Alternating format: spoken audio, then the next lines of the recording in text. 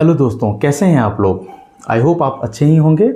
और चलते हैं, आज का जो टॉपिक है हमारा, अगर सेंटेंस हमारा प्रेजेंट कॉन्टिन्यूस टेंस में रहे तो उसका पैसिव वॉइस हम किस तरीके से बनाएंगे, पैसिव वॉइस में उसे कैसे कन्वर्ट करेंगे। तो चलो सीखते हैं हम लोग।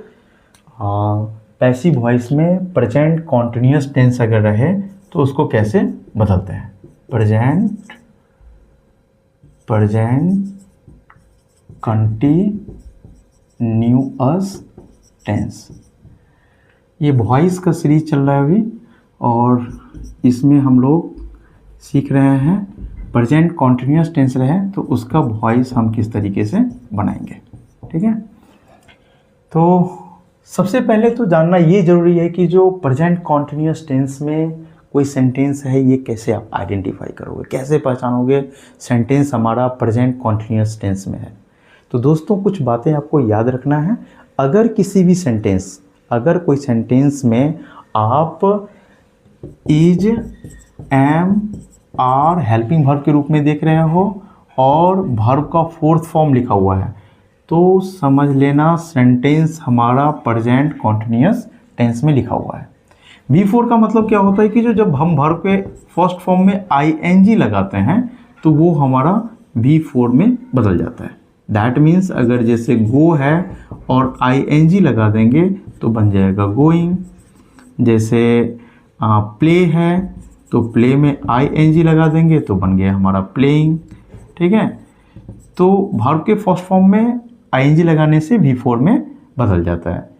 जैसे प्लेइंग है, राइटिंग है, सिंगिंग है, डांसिंग है, अगर ये वर्ब है, V4 लिखा हुआ है और साथ ही साथ इज, एम, आर का प्रयोग किया गया है, समझ लीजिएगा सेंटेंस हमारा प्रेजेंट कॉन्टिन्यूअस टेंस में है। ये टेंस पहचानने का रूल है, क्योंकि जब तक आप टेंस नहीं पहचानोगे तो वॉइस में कैसे बदलोगे, कैसे कन्वर्ट करोगे पैसिव वॉइस में। तो याद रखना है is, am, are plus V4 है। अब जैसे मान लो एक सेंटेंस हम लेते हैं, you are doing this work, you are doing this work। अब ये सेंटेंस हमारा प्रेजेंट कॉन्टिन्यूअस टेंस में है या नहीं, ये हम कैसे जानेंगे।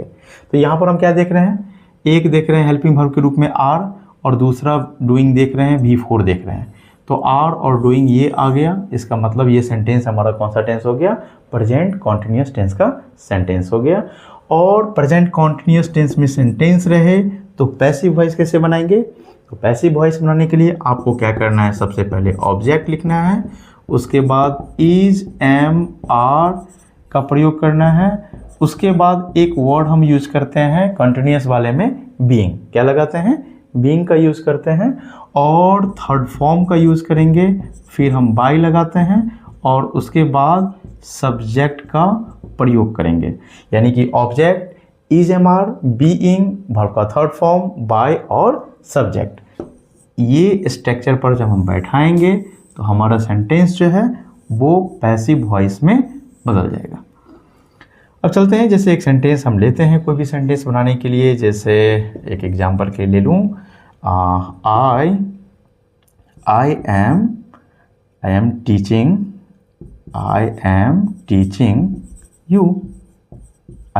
यू, मैं आपको पढ़ा रहा हूँ। तो आई एम टीचिंग यू, इसका पैसिव वॉइस बदलना है, तो कैसे बदलेंगे भाई। तो सबसे पहले क्या करना है, हमारा ऑब्जेक्ट लेना है। ऑब्जेक्ट क्या है हमारा, यू है, तो यू को सबसे पहले ले लो। यू को अगर ऑब्जेक्ट को यहाँ पर लाओगे तो क्या हो जाएगा हमारा, यू देख रहे हो, यू रहेगा तो आपको यू ही लिखना है, आपको बदलना नहीं है, यू रहने पर यू ही लिखना है। तो यहाँ पर हमको यू लिख देना है।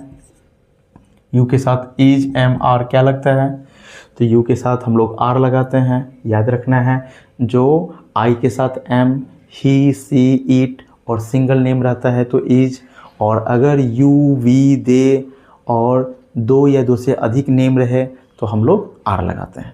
तो यहाँ पर हम यू के साथ लगा देंगे आर, और आर के बाद हमको लिखना है बीइंग लिख देना है। क्या लिख देना है, बीइंग, तो यहाँ लिख देंगे बीइंग। थर्ड फॉर्म का यूज़ करना है। टीचिंग का V3 क्या होता है, टॉट होता है। क्या होता है, टॉट होता है, तो टॉट लिख दिया। इसके बाद हमको बाय, तो चलो बाय का प्रयोग कर दिया। फिर चाहिए सब्जेक्ट, सब्जेक्ट के रूप में क्या है हमारे पास, आई है, तो आई का क्या होता है, यहाँ देख रहे हो, आई का क्या हो जाएगा, मी हो जाएगा ऑब्जेक्ट के रूप में, तो यहाँ पर मी लिख देंगे। तो हमारा सेंटेंस बन गया, आई एम टीचिंग यू का you are being taught by me, you are being taught by me. तो इसी तरीके से हम लोग अगर सेंटेंस हमारा प्रेजेंट कॉन्टिन्यूस में रहेगा तो बदलेंगे। बस याद रखना है आपको, जो अगर सेंटेंस में वर्ब का फोर्थ फॉर्म दिया हुआ है तो उसमें बीइंग का यूज करना है, और बाकी स्ट्रक्चर तो आपके पास है ही। आई होप आप समझ गए होंगे। और अगर आपको ये वीडियो समझ में आया हो, ये प्रेजेंट कॉन्टिन्यूस टेंस का पैसिव वॉइस बनाना सीख लिए होंगे, आप समझ में आया होगा, तो इस वीडियो को आप लाइक करेंगे और कमेंट के माध्यम से बताएंगे आपको ये वीडियो कैसा लगा और आप इसमें से कितने बातों को समझ गए। अगर किसी प्रकार का कोई भी दिक्कत आया हो तो आप कमेंट के माध्यम से मुझे बताएंगे।